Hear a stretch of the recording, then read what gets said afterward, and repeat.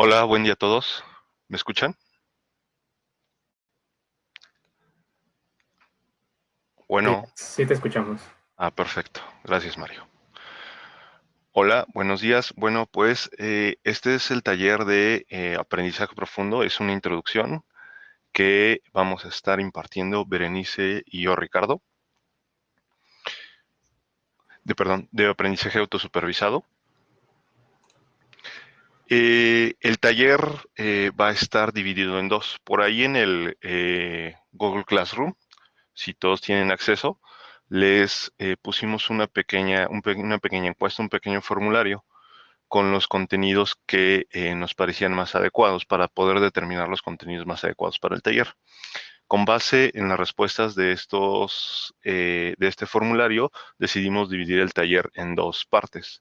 Una primera parte, un breve recordatorio al aprendizaje de máquinas y redes neuronales.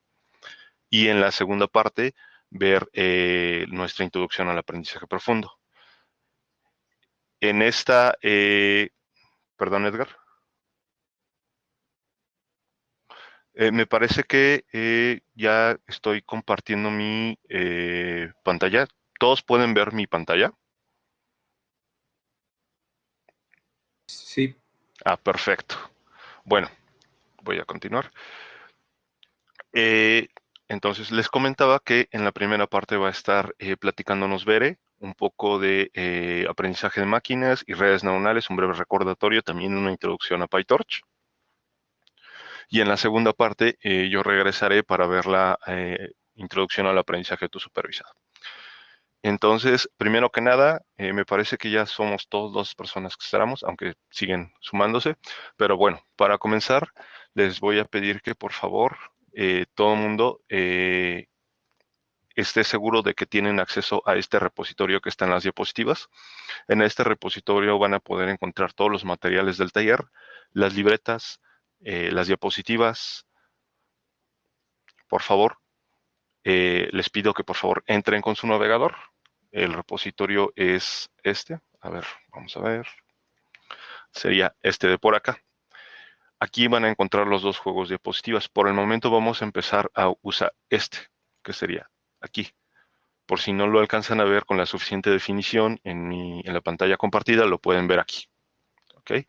La otra cosa que también les voy a pedir, por favor, que vayamos haciendo es ingresar a su Perdón, cuenta Ricardo, de... Sí, claro, dime. hay una pregunta. Es la primera vez que utilizo esta cosa de hopping y Ujú. no sé si se puede desanclar la pantalla porque la veo en chiquito dentro de una pestaña del navegador. No Me, veo la pantalla completa. No sé si se puede desanclar de ahí, ¿sabes? Después también da es doble verdad. clic, creo. Pero solamente me la deja dentro de la ventana. No me deja como maximizarla para tenerla en otro monitor. Sí, No puedes, no no se vas a puede. poder No, no se puede. maximizarla por completo. Lo que puedes Perfecto. hacer es hacer a un lado el chat para eliminar como el espacio que ocupa el chat. En la parte de hasta arriba hay una frase que dice tiempo restante y después te indica el día, la hora y los minutos, ¿no? Así es. No sé si la ven. Ok, al lado de eso hay una flechita. Con esa flechita van a poder eliminar el espacio que ocupa el chat. Ah, Perfecto. perfecto. Gracias. Disculpen, nos faltó presentar a Mario Rosas, es nuestro experto en hopping y que nos va a estar aquí apoyando con todas esas dudas técnicas. Entonces, por favor, entren a este repositorio y asegúrense que pueden ver estas diapositivas. Son las moraditas, que son las que aparecen en este primer enlace. La otra cosa que les quiero pedir, por favor, es que entren a su cuenta de Google para poder hacer uso de las libretas que vamos a estar revisando en el curso. Entonces, nada más entren, por favor, a su cuenta de Google y con eso es suficiente. Ahorita la vamos a emplear. Entonces, para comenzar, pues va a continuar. Veré cuando gustes, por favor. Hola, ¿qué tal? Muy buenos días. ¿Me escuchan? Hola, Berenice. Buen día. Buen día. Buen día, sí, perfecto. Buen día, sí, se escucha perfecto. Ok, voy a compartir.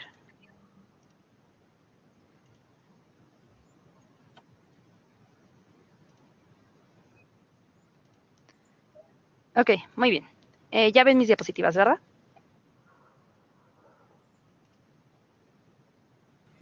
Ok, bueno, vamos a empezar. Como les comentaba Ricardo, la primera parte del curso nos vamos a dedicar a revisar algunos conceptos importantes dentro del aprendizaje de máquinas y el aprendizaje profundo que serán necesarios para la segunda parte del curso.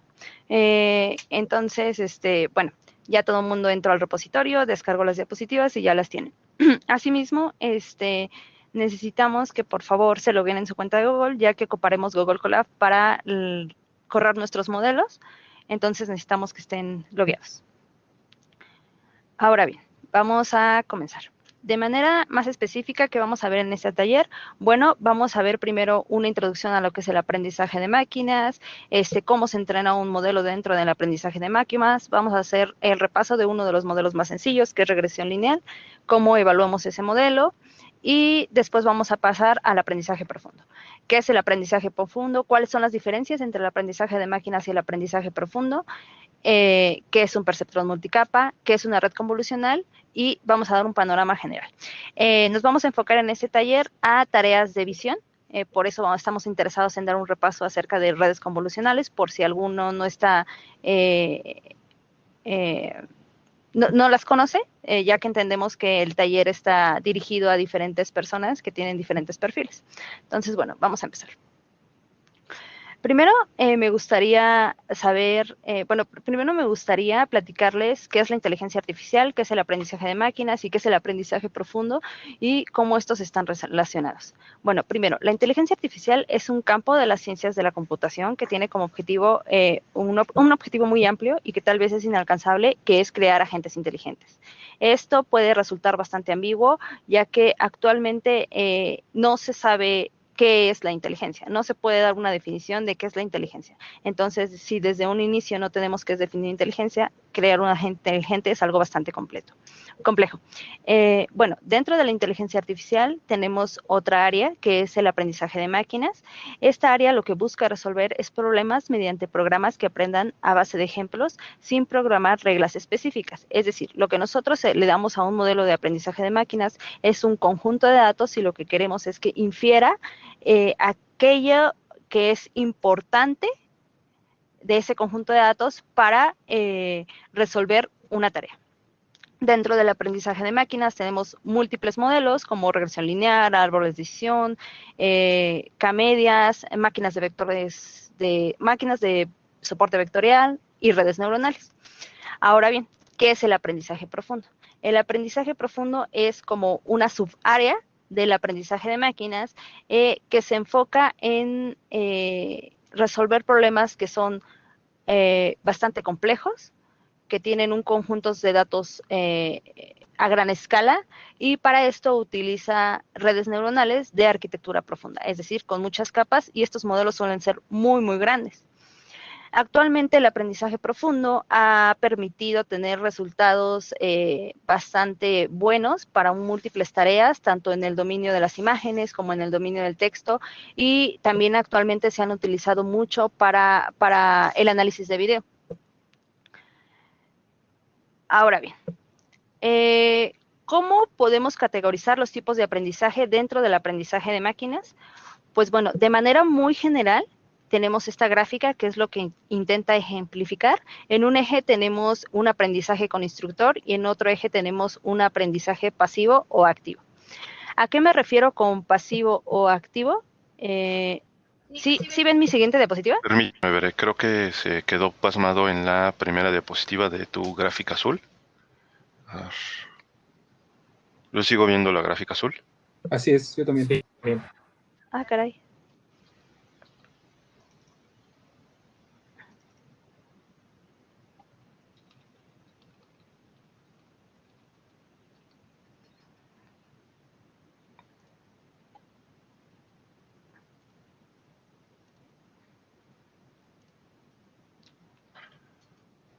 Ya no veo nada. Ya no veo tu pantalla. A ver. Ahora me voy a desplazar para ver si sí se ven. Sí, Tipos ya. de aprendizaje. ¿Sí ya? Ah, ok. A ver, Entonces. ¿puedes desplazarte otra vez?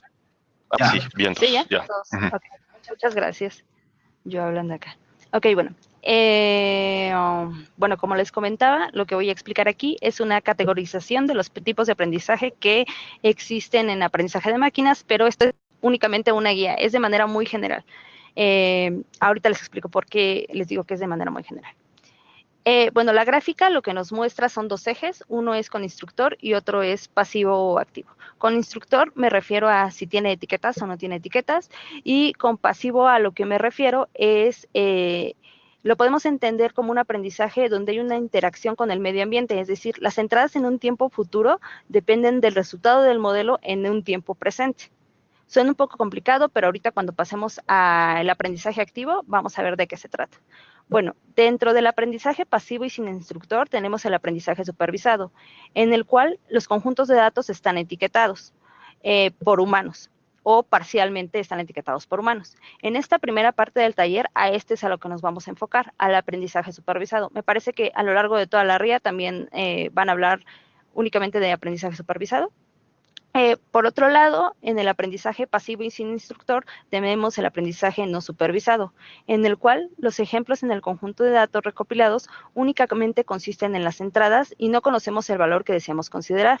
En este tipo de aprendizaje se busca encontrar patrones ocultos o estructuras dentro de los datos para poder resolver una tarea. Imaginemos que nosotros estamos en una red social y lo que queremos es crear grupos de acuerdo a nuestros gustos, ya sean musicales, preferencias políticas o demás. Entonces nosotros vamos a utilizar un algoritmo de aprendizaje no supervisado para poder generar esos grupos. El detalle aquí es que yo a mi algoritmo no le voy a decir cuál va a ser el criterio en el que separe los grupos o cuántos grupos son los que yo voy a generar. Eso es el aprendizaje supervisado. Ahora, por otro lado, tenemos el aprendizaje por refuerzo, que es un tipo de aprendizaje con instructor y activo. En este tipo de aprendizaje se tiene un conjunto de posibles acciones y cada secuencia de estas trae consigo una recompensa. Entonces, por lo tanto, si nosotros exploramos distintas secuencias de las acciones, se aprenden las que tengan mayor recompensa, de acuerdo a la situación en la que estemos. Un ejemplo de este tipo de aprendizaje lo encontramos en el juego de ajedrez. En este caso, la exploración de diferentes movidas en nuestro tablero nos conllevan a una recompensa. El objetivo es aprender aquellas jugadas que nos maximicen la probabilidad de ganar o al menos de no perder.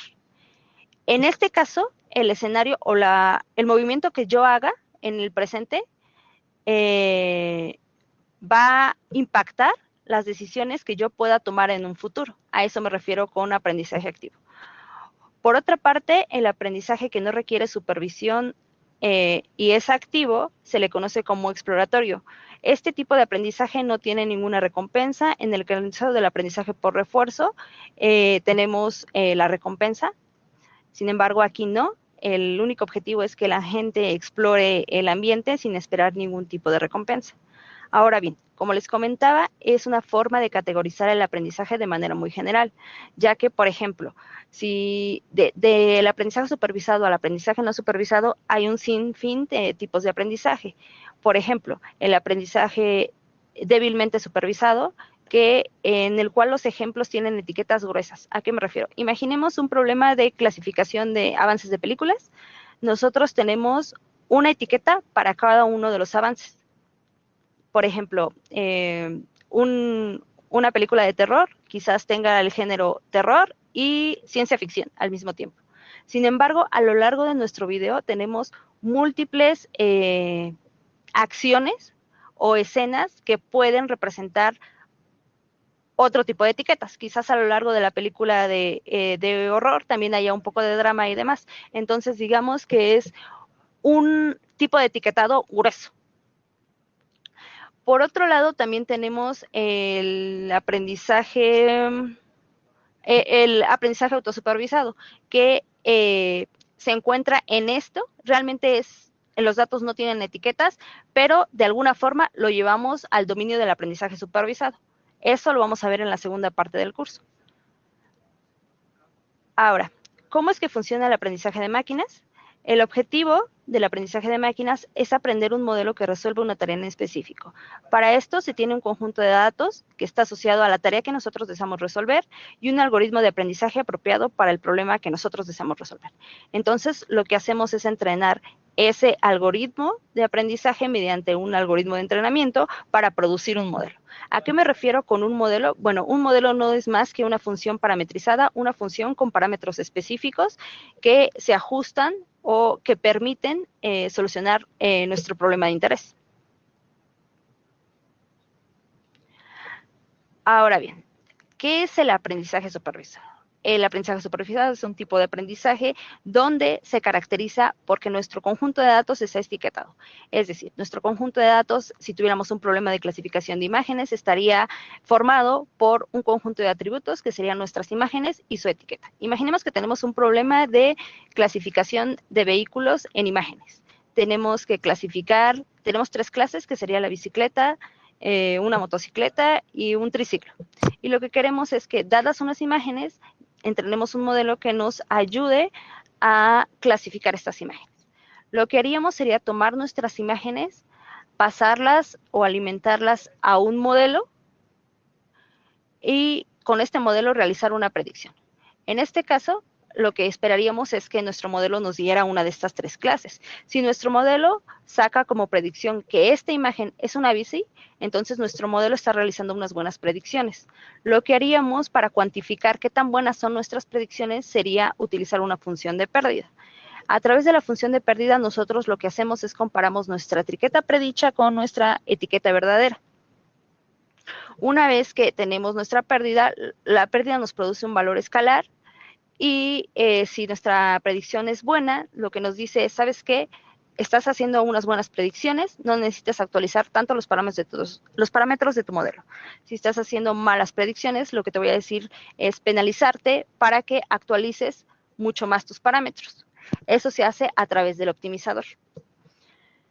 Y bueno, es básicamente cómo funciona el aprendizaje supervisado. Es el más sencillo y común de los tipos de aprendizaje. Ahora bien, dentro del aprendizaje supervisado tenemos 2 tipos de tareas, que es la regresión y la clasificación. En la regresión nosotros estamos interesados en predecir una salida continua y en clasificación nosotros estamos interesados en predecir una salida que es discreta. Imaginemos que tenemos un problema de regresión donde lo que queremos saber es cuál será la temperatura del día de mañana.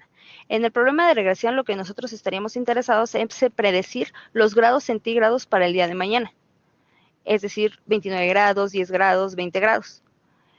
Por otro lado, tomando ese mismo ejemplo, para la tarea de clasificación, la pregunta cambiaría un poco y sería, ¿cómo estará el clima el día de mañana? Y podríamos tener 3 categorías, quizás frío, templado o cálido. Entonces, eso sería desde el punto de vista de los datos. Ahora bien, ¿cómo se ve un modelo de regresión desde el punto de vista del modelo?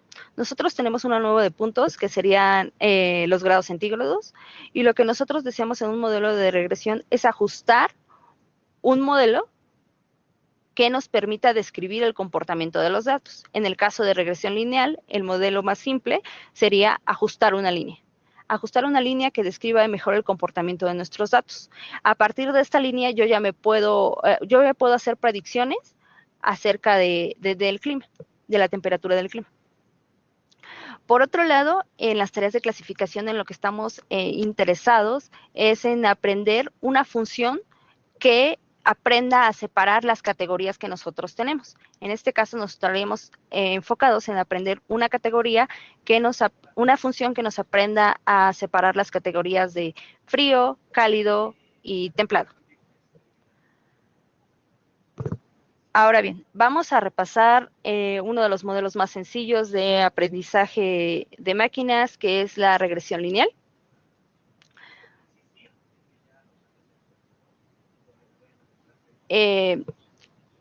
Para esto necesitamos repasar 3 elementos. Bueno, primero el modelo, la función de pérdida y cómo entrenamos ese modelo. El modelo en sí es una función parametrizada que deseamos aprender. Otro elemento es la función de pérdida, que lo que nos permite es actualizar los parámetros del modelo de acuerdo a la función de pérdida, que es básicamente una función de guía, la función que guía nuestro entrenamiento. Pero ahora, ¿qué es el modelo? Como les comentaba, en el algoritmo de regresión lineal tenemos una nube de puntos, que sería nuestro conjunto de entrenamiento. Si tenemos como conjunto de entrenamiento un ejemplo como de calificaciones. Imaginemos que estas son las calificaciones de unos alumnos que estudiaron cierto número de horas. X es el número de horas que estudiaron ciertos alumnos y Y es la calificación que obtuvieron para el número de horas que estudiaron. Entonces, si un alumno estudió este número de horas, obtendrá esta calificación. Ahora, ¿cómo podríamos describir el comportamiento de nuestros datos? Quizás nosotros a simple vista podríamos decir, pues parece una relación proporcional entre ambas variables y conforme aumenta el número de horas, pues aumenta la calificación que el alumno obtendrá en su examen. Pero de una manera más exacta o más precisa, ¿cómo podríamos describir este comportamiento? Bueno, eso es lo que nos permite el modelo de regresión lineal. Ajustar una recta, en este caso, que describa los datos.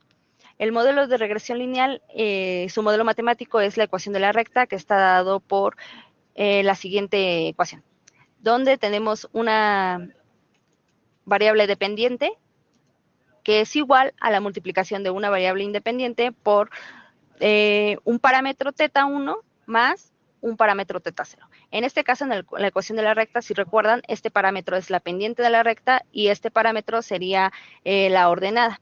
En el caso de los modelos de aprendizaje de máquinas, es común a los parámetros entrenables llamarles θ, y en este caso tendríamos θ1 y θ0.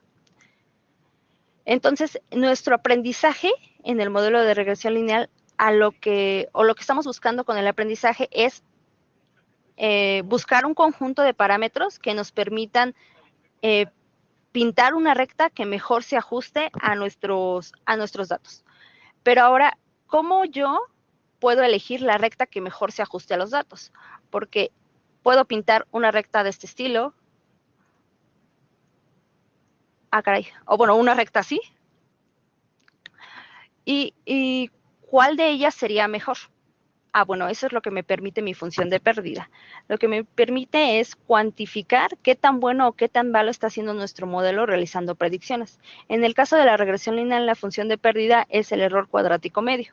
El error cuadrático medio mide la distancia de mi predicción, que sería mi línea, a mis datos. Por ejemplo, mi predicción azul es esta línea.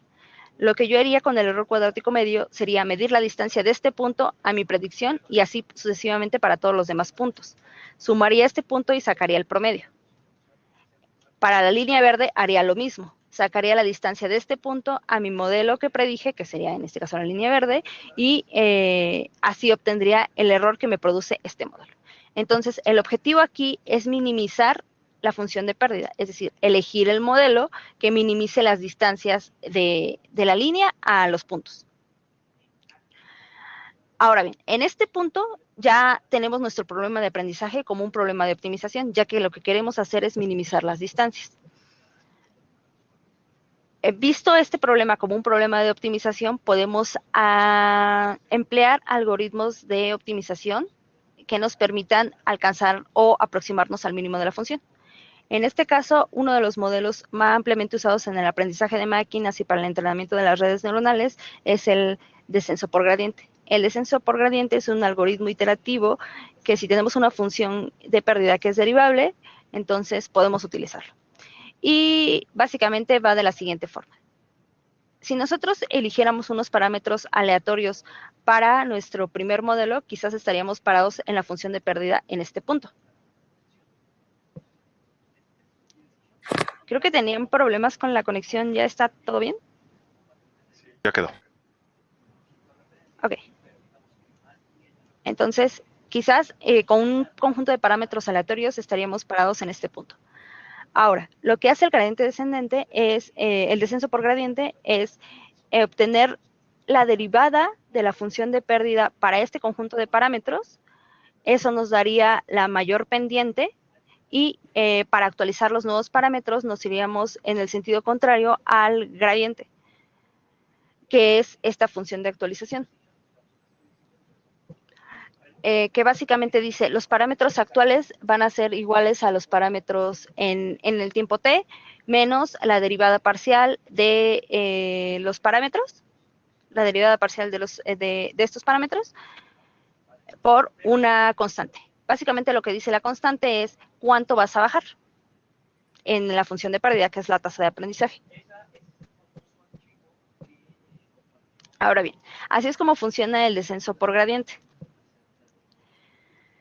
En el caso de la regresión lineal, hablábamos de una función de pérdida que es convexa, es decir, solo tiene un mínimo. Sin embargo, en el caso de redes neuronales y de otro tipo de modelos, la función luce algo así o es mucho más complicada.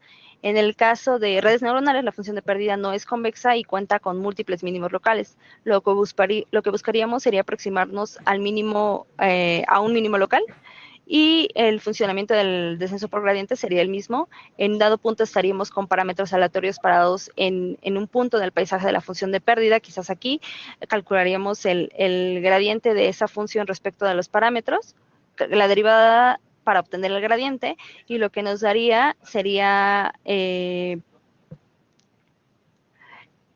hacia dónde crece la pendiente. Para descender en la función de pérdida, lo que haríamos nada más es dirigirnos en la dirección opuesta al gradiente, esto es restar el gradiente a los parámetros actuales y multiplicarlo por una tasa de aprendizaje, que nos diría qué tanto vamos avanzando.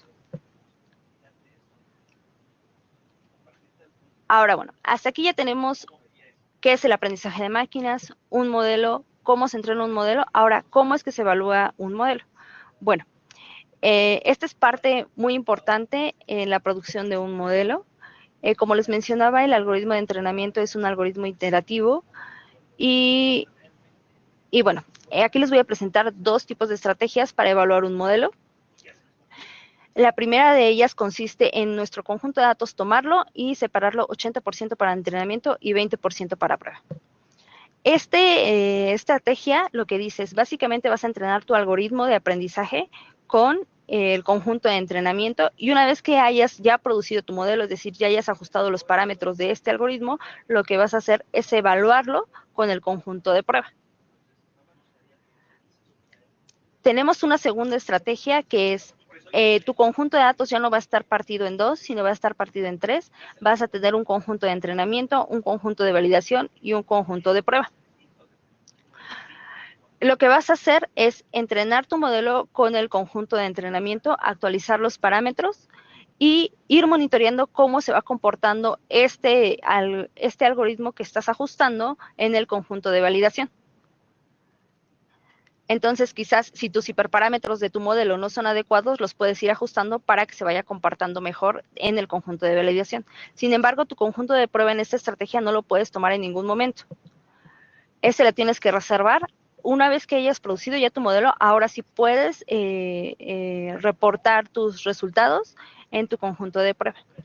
El objetivo es que con este conjunto de prueba realmente midas la generalización de tu modelo.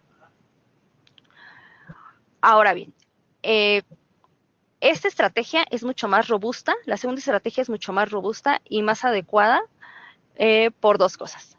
La primera es que nos permite realmente medir la generalización de nuestro modelo, ya que si tenemos una estrategia como esta, lo que haría un diseñador como nosotros sería, bueno, entreno mi algoritmo, ajusto mis parámetros, produzco mi modelo y después voy a la fase de prueba. En la fase de prueba veo que mi modelo no se está comportando tan bien. Entonces, ¿qué es lo que hago? Vuelvo a jugar con mis parámetros de mi modelo y vuelvo a producir un modelo diferente. Entonces, lo que estoy haciendo en ese punto es transferir cierto conocimiento de este conjunto indirectamente a mi modelo. Entonces, digamos que mi modelo ya está sesgado por el sesgo que le metió el diseñador. Entonces, digamos que una estrategia mucho más robusta es esta.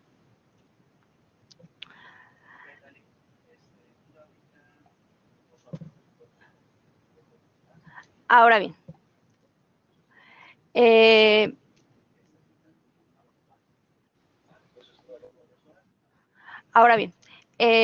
hasta aquí ya hablamos de aprendizaje de máquinas y ahora,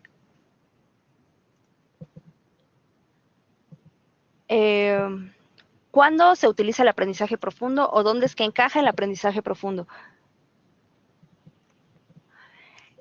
El aprendizaje de máquinas funciona muy bien cuando tenemos un conjunto de datos que no es tan grande y cuando es un problema que no es tan complicado. A medida que el conjunto, el problema es... creo que en el chat hubo una pregunta. Sí. No, me parece que hay un error en las diapositivas. Sí, lo que pasa es que creo que Ver está proyectando unas diapositivas anteriores. Si van al repositorio, van a encontrar que realmente dice 70% de entrenamiento, 15% de validación y 15% de... Les voy a compartir, o podrías actualizar, Ver, por favor. Sí, voy, denme un segundo. Que sería esta que les estoy proyectando. Esa sí la pueden encontrar en el repo. Creo que Veré tuvo por ahí un pequeño problema técnico y que básicamente dice 70% de entrenamiento, 15% de validación y 15%. O sea, tienen que sumar 100%. Es una partición, como tal es una subdivisión que cubre todo el espacio y sin intersección y sin sobrelape. Perfecto. Nada más Veré va a actualizar sus diapositivas. Sí, gracias, Mario. Ahí están las diapositivas. A ver, ahora. ¿Y ahora cómo descomparto? ¿Cómo descompartía? ¿Cómo descompartía? Para darle chance.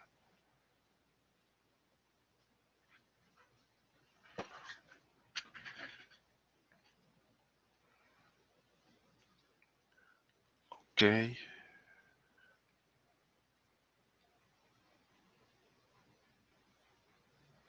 Bueno, nada más está Veré terminando de actualizar las diapositivas.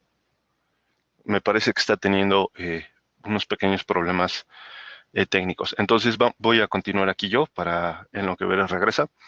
Bueno, como les comentaba Veré, todo esto funciona bastante bien y se le llama, digamos que aprendizaje de máquinas convencional o tradicional.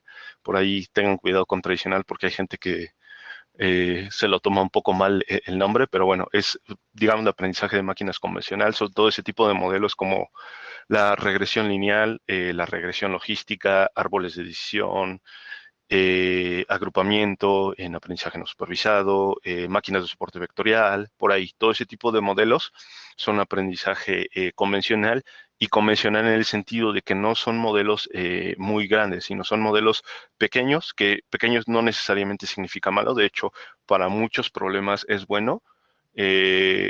E incluso es una buena práctica siempre empezar por un modelo pequeño para tratar de acotar la complejidad del problema que estamos estudiando. Pero bueno, el asunto es que conforme estos modelos sufren cuando la complejidad de los datos y el número de los datos, el tamaño del conjunto de datos, se incrementa.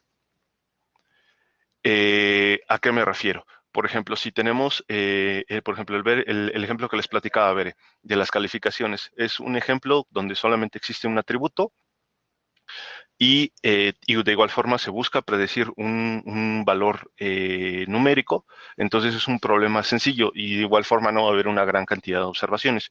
Sin embargo, cuando pasamos a otro tipo de problemas, sobre todo en visión computacional, en en procesamiento del lenguaje natural, en procesamiento de audio, todos estos cuentan con datos que son altamente complejos. Por ejemplo, una imagen está representada por los píxeles, como ahorita les va a platicar Bere, y esa imagen tiene un ancho bien alto, que tiene una alta dimensionalidad. Para poder representar toda esa dimensionalidad se requieren también una gran cantidad de datos. Por eso los conjuntos de datos de imágenes, de video, de audio, de lenguaje natural, son enormes. Estamos hablando de la escala de millones o más grande. Entonces, en estos escenarios es donde los algoritmos de aprendizaje convencional sufren y no escalan. Con escalar me refiero a que conforme el tamaño del conjunto de datos aumenta, el desempeño del algoritmo no escala a esa misma velocidad, como se puede ver en esta línea roja. Sin embargo, en cambio, las redes neuronales, a pesar de no ser tan buenas con pocos datos, realmente requieren muchos datos para entrenarlas. Cuando estamos hablando de problemas complejos y con muchos datos, son la mejor alternativa y son el estado del arte para muchos problemas. Entonces, me parece que ya está lista para continuar. Ok, a ver. Ahora, quitar pantalla, quitar pantalla. Listo, listo.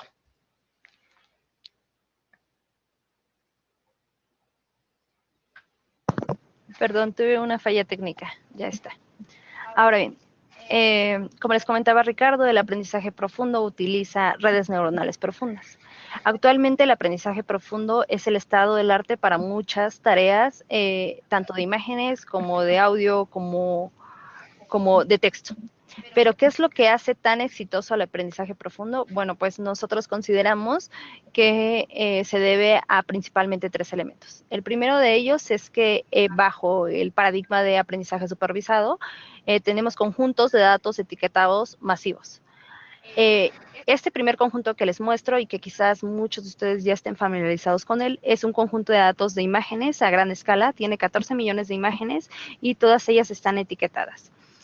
Es un conjunto de datos muy grande y este conjunto es muy importante porque permitió tener muy buenos resultados en las primeras arquitecturas de redes neuronales convolucionales.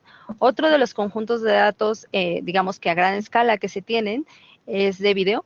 Este conjunto de datos es relativamente reciente, salió hace un par de años y cuenta con 8 millones de videos y tiene 4.8 categorías. Entonces, como podemos ver, los conjuntos de datos son a muy gran escala, lo que permite a los modelos de aprendizaje profundo aprender características de la tarea que nosotros queremos solucionar y con ellos obtener pues, los rendimientos que actualmente tienen.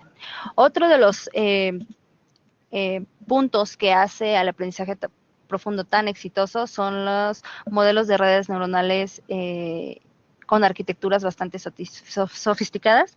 Mucho del actualmente de la investigación en aprendizaje profundo se da en el diseño de arquitecturas que traten de explotar alguna característica de los datos. Por ejemplo, tenemos las redes neuronales convolucionales que lo que tratan de explotar es la relación que existe entre los píxeles de una imagen. También tenemos, por ejemplo, los modelos de atención, que esos modelos lo que tratan es de explotar alguna característica del texto. Es para lo que actualmente son usados en su mayoría. Otro de los elementos que hace al aprendizaje profundo tener tanto éxito es la infraestructura. ¿A qué me refiero con esto? A dos cosas. Uno es el hardware y otro es el software. El hardware tenemos actualmente a nuestra disposición plataformas que nos permiten correr nuestros códigos de aprendizaje profundo. Una de ellas es la que vamos a utilizar el día de hoy, que es Colab. Entonces, pues eso ha hecho que se pueda avanzar en el desarrollo de modelos profundos, no solo en la investigación, sino también a nivel industrial. Por otro lado, tenemos el software. Actualmente las bibliotecas de aprendizaje profundo contienen muchas utilerías que nos hacen muy sencillo o casi inmediato en algunos casos construir modelos para resolver una tarea. Entonces esto pues también ha ayudado al éxito de las redes neuronales.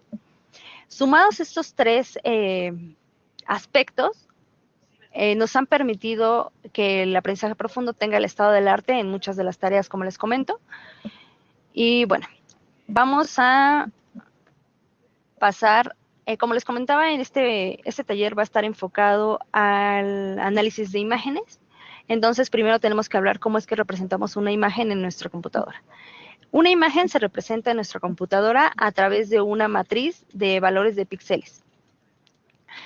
En el caso de este perrito, tenemos un perrito donde la imagen mide 224 por 224 y tiene de profundidad 3 canales, que sería el rojo, el verde y el azul. Si nosotros tomáramos un parche de este perrito, quizás del ojo del perrito se vería de esta forma.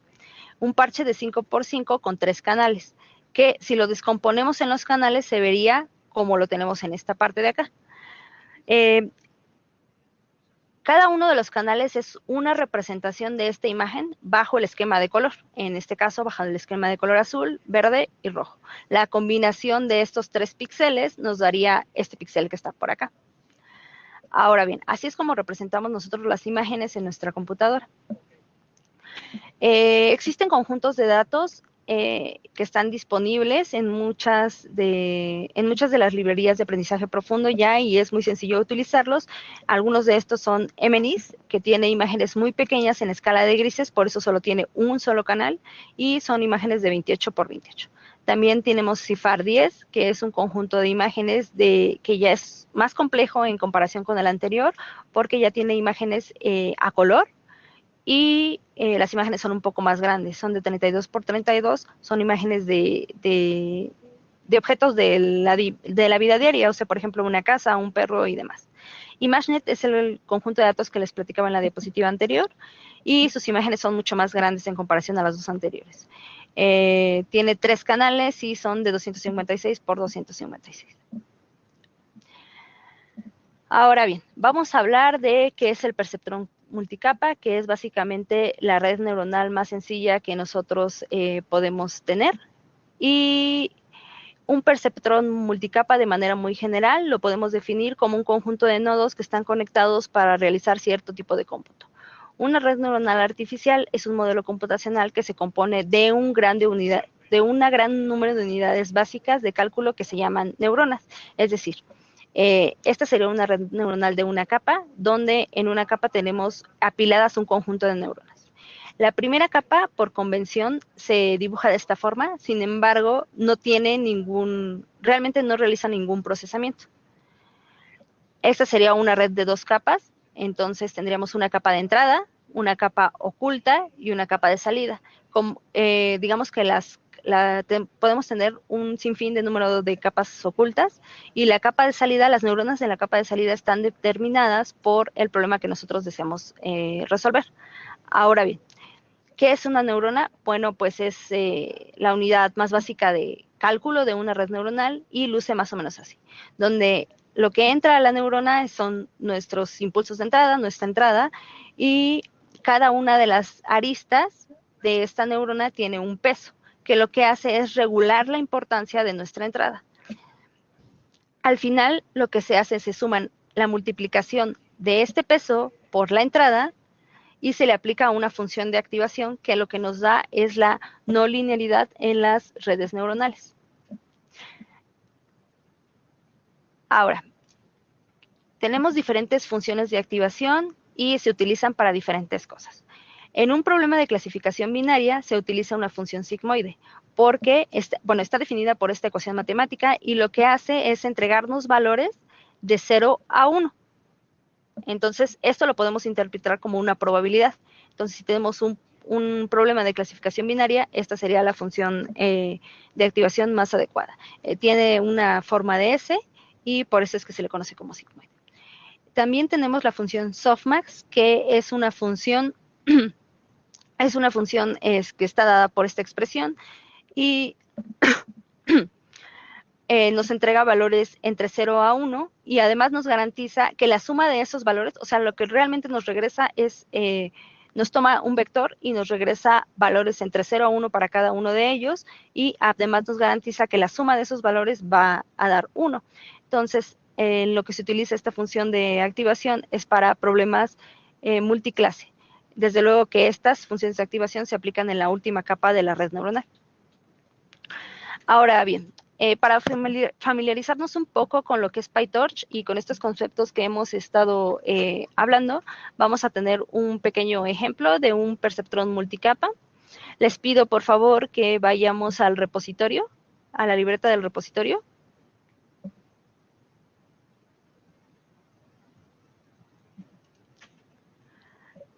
A ver.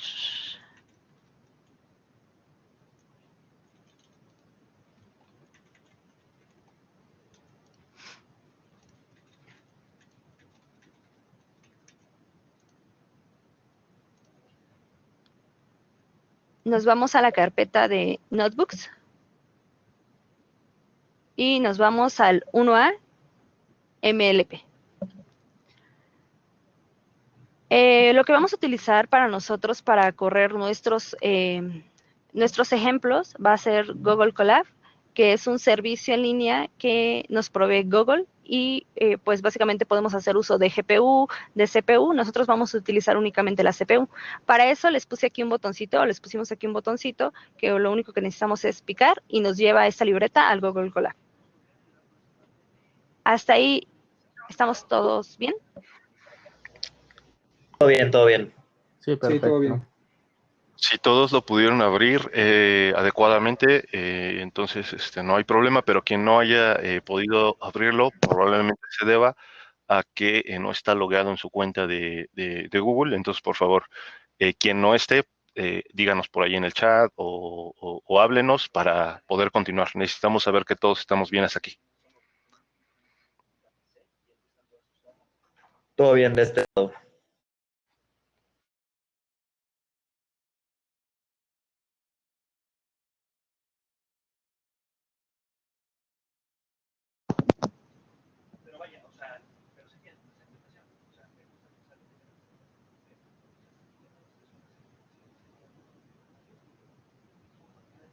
Ok, me parece que todos, si no es que la mayoría, estamos bien. Entonces, vamos a continuar. Como les decía, Colab te permite ejecutar tu código dentro de tu navegador y pues no requiere ningún tipo de configuración, tiene acceso gratuito a GPUs y aparte podemos compartir nuestro código fácilmente como lo estamos haciendo ahorita. Entonces, digamos que esa es una de las ventajas de utilizar Google Colab. Ahora bien, el ejemplo que vamos a hacer es programar un perceptor multicapa para familiarizarnos con PyTorch, quien no conozca PyTorch. Y lo vamos a hacer sobre un conjunto de datos que es muy sencillo y que es MNIS. MNIS es un conjunto de datos de dígitos escritos a mano, recolectado por Jan LeCun. Las imágenes son muy sencillas, son en escala de grises y son de 28 por 28 píxeles. Tenemos 9 categorías, o bueno, 10 categorías del 0 al 9. Y el conjunto de entrenamiento está formado por 60,000 imágenes y 10,000 imágenes de prueba. Ahora bien, lo primero que vamos a hacer es tener nuestras bibliotecas, vamos a importar nuestras bibliotecas. Aquí en el código les pusimos comentarios para que se fueran guiando. Si alguien tiene alguna duda, puede decírnoslo. Me voy a detener, digamos que en las partes más importantes. Bueno, dentro de las imports tenemos primero el random, que lo que nos va a hacer es poder ayudar a fijar nuestras semillas para reproducibilidad, es decir, que todo el mundo tengamos los mismos resultados. Después tenemos esta, que lo que nos permite es básicamente de una secuencia tomar cierto número de elementos. También tenemos Matplotlib para graficar, tenemos NumPy para arreglos multidimensionales y tenemos el Torch, que es para las redes neuronales. Tenemos más elementos de Torch, tenemos Scikit-Image, que es para las imágenes, y tenemos TQDM, que es para imprimir barras de progreso. Ahora, dentro de las primeras variables globales que tenemos en nuestro código, va a ser dónde queremos que se descarguen nuestros datos. Tenemos la media y la varianza de nuestro conjunto, en un momento les digo para qué. Tenemos el tamaño del lote, y tenemos, como les decía, fijamos las semillas de todos los paquetes que nosotros estamos utilizando para que todo el mundo tengamos los mismos resultados. Fijamos tanto las de Python como las de PyTorch como las de NumPy. Ahora, en auxiliares lo que tengo es una función que lo único que me hace es tomar un conjunto de imágenes y graficarlas. Entonces, simplemente es una función auxiliar. Ahora sí. Digamos que esta es una de las partes más importantes, los datos. Bueno, nosotros podríamos pensar que realmente la carga de datos es muy sencilla y que a lo que le debemos de prestar más atención es al modelo. Sin embargo, no es del todo cierto. Gran parte del tiempo que nosotros tomamos al producir un modelo es durante la carga de datos, ya que muchas veces se requiere de mucho preprocesamiento para poder alimentar los datos a nuestro modelo. Entonces, en ese sentido, las librerías de PyTorch nos proveen de utilerías que nos hacen mucho más sencilla la carga de datos. PyTorch en particular nos provee de 2 clases, una que es Dataset y otra que es Data Loader, y lo que hace es hacernos pues más sencilla la carga. ¿En qué consiste Dataset? Bueno, a grandes rasgos lo que hace es, leo del sistema mis archivos, leo del sistema de archivos nuestros datos, en este caso si son las imágenes, las etiquetas y demás, y lo que hace esta otra es toma esos ejemplos y los hace un subconjunto. Ahora bien, antes de pasar a esto, me gustaría que tuviéramos claros dos conceptos, y uno es época y otro es lote. A ver, una época en una red neuronal o en un modelo se da cuando nuestro modelo ya leyó todo nuestro conjunto de datos. Es decir, en este caso hablábamos de que nuestro conjunto de entrenamiento está formado por 60,000 imágenes. Entonces, una época para nuestro modelo va a estar dada cuando nuestro modelo haya visto las 60,000 imágenes. Por otro lado, sin embargo, no podemos nosotros alimentar a nuestro modelo de golpe con las 60,000 imágenes. Se nos acabaría la memoria y tendríamos muchos problemas. Entonces, lo que se hace en la práctica es partir el conjunto de datos en pequeñas particiones, en pequeñas secciones, lo que se conoce como lote.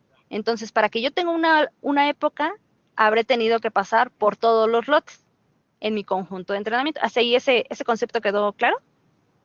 ¿Sí? ¿Todo el mundo está familiarizado con eso? Familiarizado, pero sí te entendí, gracias. Ok, es que sí, es un punto de confusión.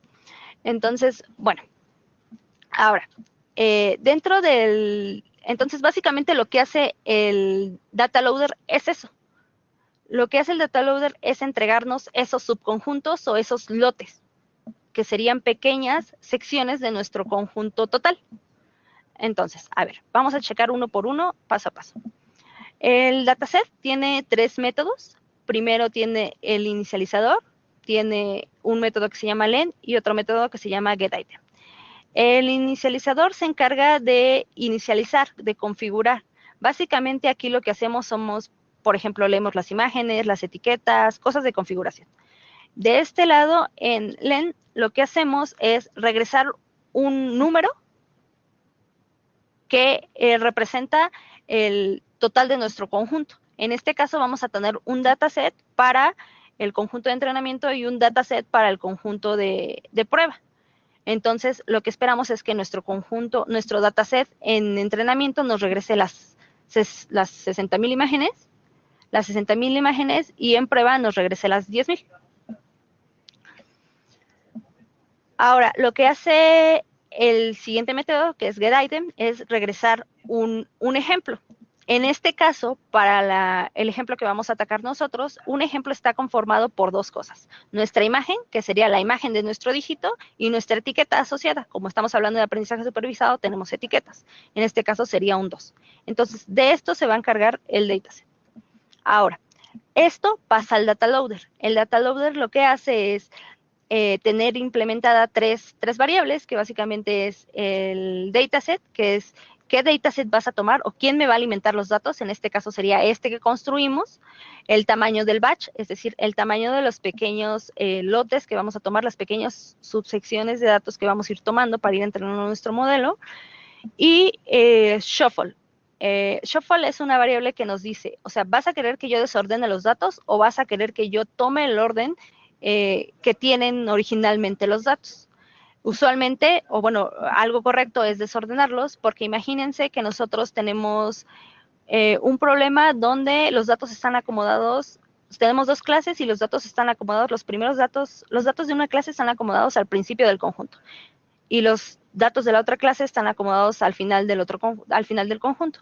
Entonces, lo que estaríamos haciendo si no los desordenamos es primero alimentar a nuestro modelo con puros datos de una clase, y al final del entrenamiento ya estaríamos entrenando nuestro modelo con los datos de la otra clase. Entonces, para eso se utiliza Shuffle.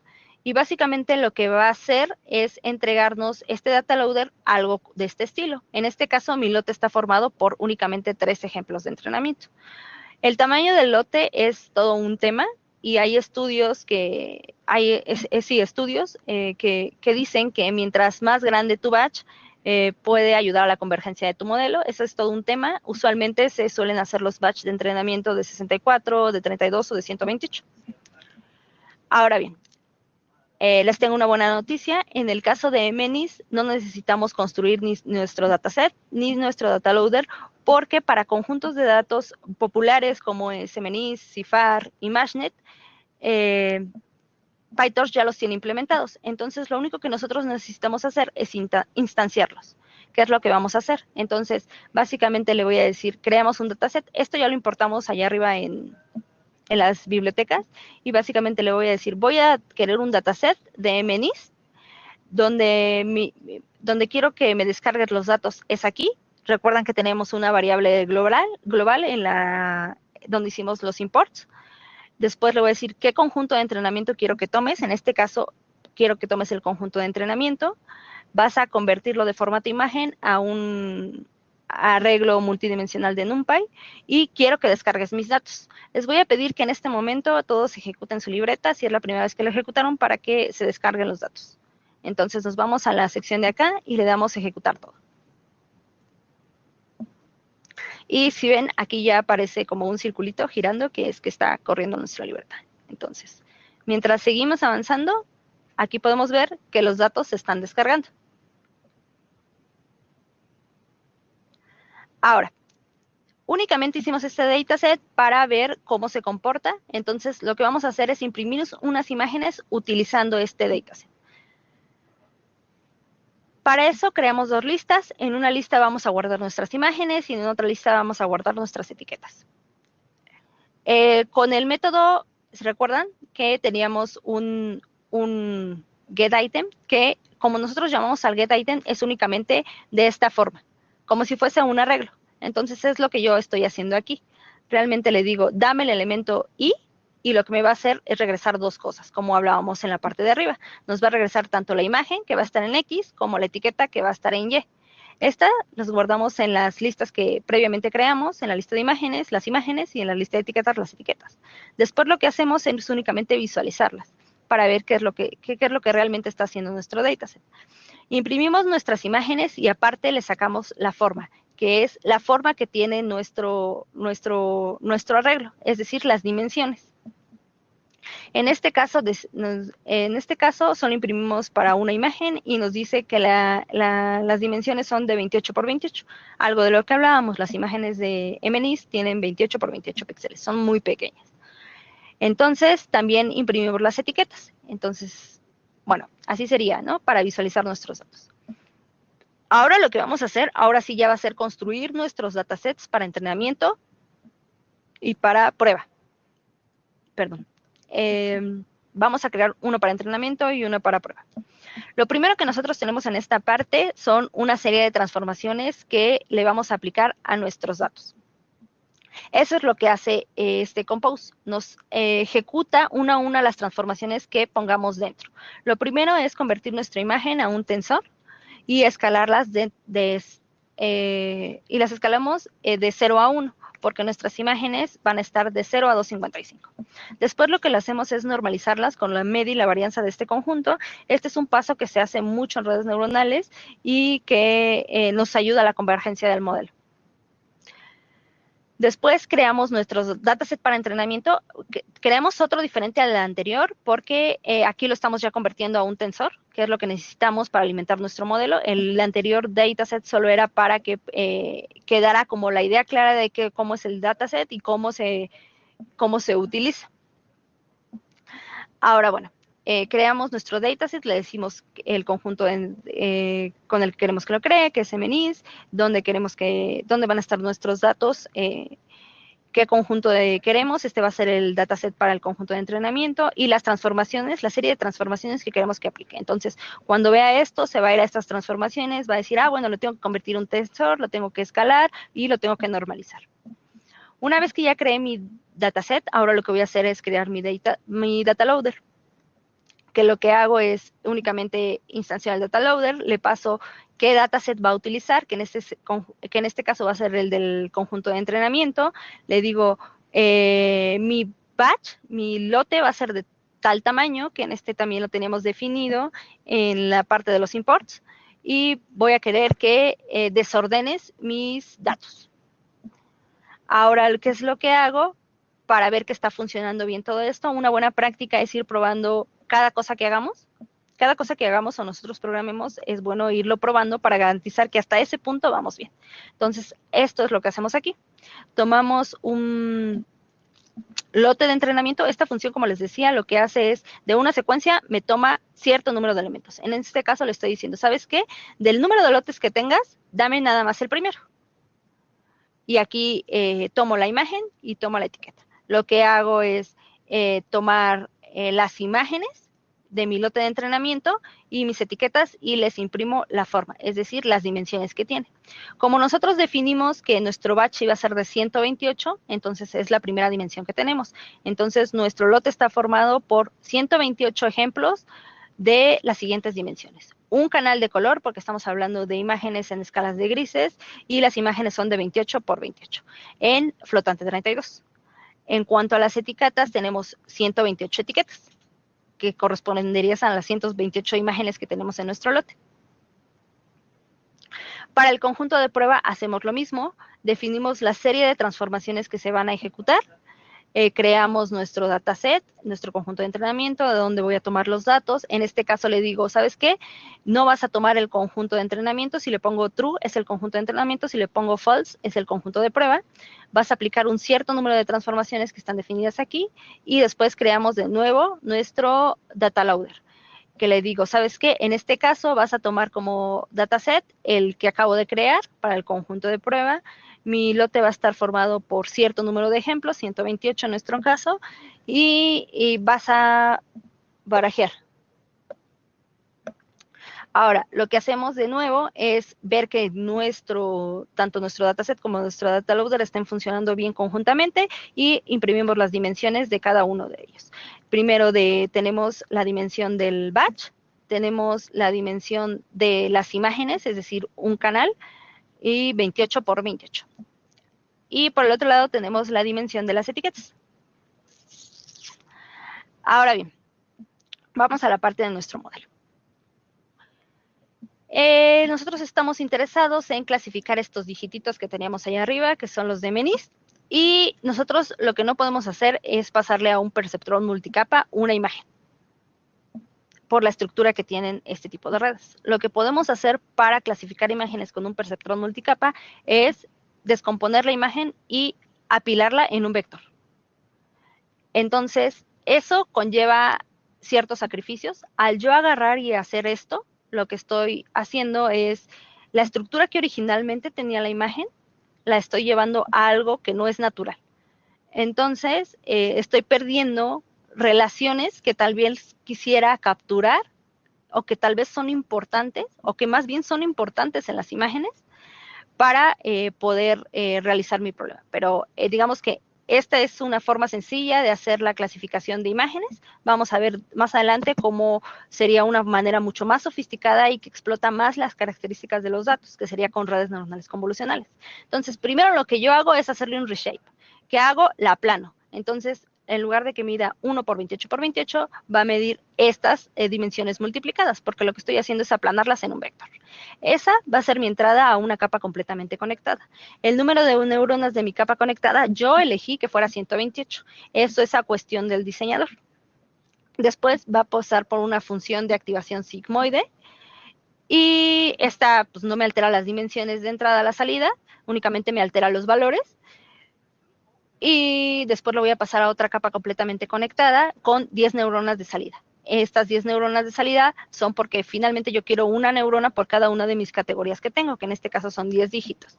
Después lo voy a pasar a una función de activación softmax, que como les comentaba en la presentación, lo que me va a hacer es entregarme valores entre 0 y 1 para cada una de las salidas, y además esto va a sumar 1. Entonces, esto se puede entender como una distribución de probabilidad. Para tomar la clasificación para este dígito, únicamente tengo que pasar por este vector y ver cuál es la probabilidad más alta. En este caso sería la del 2. Entonces, esta idea es la que vamos a pasar a código. Primero, lo que hacemos es la definición de nuestro modelo, y para eso tenemos que heredar de esta clase, que es module, y a nuestra clase le vamos a llamar MLP. Lo primero que tenemos, bueno, MLP está formado por dos métodos, que sería el inicializador y nuestro método de forward. En este vamos a hacer la definición de nuestra red neuronal, y en este vamos a hacer el paso de inferencia. Entonces, primero lo que hacemos es definir cómo está formada nuestra red. Decíamos que nuestra capa de entrada va a estar formada de 1 por 28 por 28, que sería la aplanada de nuestra imagen. Después, nuestra capa 2 va a estar formada por 128 neuronas. Entonces, FC1 va a estar formada por 128 neuronas. Y nuestra capa final, va a estar formada por 10 neuronas. Entonces, aquí ya definí cómo va a estar formada nuestra red. Ahora lo que tengo que hacer es construirla. Esto se hace dentro de un sequential. Básicamente lo que hago es tomo una capa lineal y le voy a decir, ¿sabes qué? Tu entrada va a ser de 1 por 128 por 1 por 28 por 28 y tu salida va a ser de 128. Después lo que hago es pasarla a través de una sigmoide, como dice nuestra arquitectura, y finalmente lo que hago es pongo otra capa completamente conectada, donde mi salida va a ser la salida de la capa anterior y las 10 neuronas que yo quería. En forward lo que voy a hacer es el aplanado de mi imagen primero. Lo que voy a hacer es, ¿sabes qué? ¿Todo bien? ¿Sí? ¿Se escuchó? No, sí, ok. Yo tengo una pregunta. Claro. ¿Por qué definiste 10 neuronas? O sea, ¿por qué el número 10? Ok. Mira, nuestro conjunto de datos tiene 10 dígitos, que sería el 0, el 1, el 2, el 3. Entonces, lo que nosotros queremos hacer es tomar una imagen y llevarla a una de esas 10 categorías. Es decir, yo te doy esta imagen y tú me dices si este es un 0 o un número, o es un 1, un 2, un 3, así hasta el 9. O sea, tú me vas a dar la categoría. Entonces, al final, lo que se tiene en la capa final es el número de neuronas por cada una de las, bueno, no, más bien, es tantas neuronas como categorías tengas. Eso En este caso es regla, 10. siempre. Siempre vamos a tener, o sea, vamos a poner el número de neuronas como el número de categorías que tengamos. Sí, en una tarea de clasificación multiclase, sí. En una Ok. tarea de clasificación binaria, imagínate que ahora solo tenemos 2 clases y tenemos nada más dígitos 0 o 1. En este caso, si yo te doy una imagen del 0, es la probabilidad de que pertenezca al 0. Entonces, en este caso de clasificación binaria, podría tener una sola neurona a la salida. Ok, perfecto. Mil Porque gracias. porque sería el complemento. En la otra Vale. categoría sería el complemento. Eso. Sí, claro. No, gracias a ti. Perfecto, mil gracias. Gracias a ti. Si tienen alguna otra duda, adelante, pregunten. Fue algo que se me olvidó comentarles para hacer más dinámica la presentación. Es algo difícil estar exponiendo, digamos que a distancia, porque no tenemos interacción. Entonces, digamos que la manera más sencilla de llevar esto es a través de las preguntas. Entonces, si algo no quedó claro, nos podemos detener en cualquier momento. Es una nueva pregunta en el chat. Mira. En el chat. Si quieres, te la leo. ¿PyTorch realiza las transformaciones de preprocesamiento en runtime o hace un lazy evaluation? Ok, la pregunta que hacen, creo que podría tener dos interpretaciones.